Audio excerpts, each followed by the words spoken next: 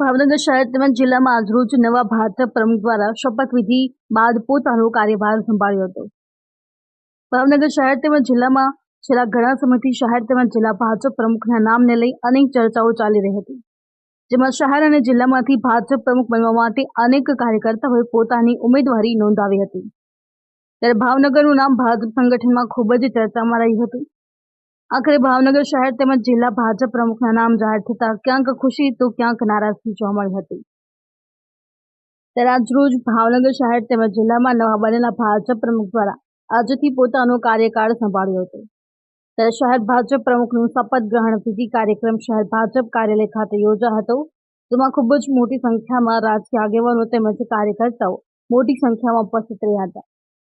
જ્યારે જિલ્લા ભાજપ પ્રમુખ શપથ ગ્રહણ વિધિ શહેરના મોતીબાગ ટાઉન હોલ ખાતે યોજાઈ હતી, જેમાં ખૂબ જ મોટી સંખ્યામાં રાજકીય આગેવાનો સહિત કાર્યકર્તાઓ ઉપસ્થિત રહ્યા।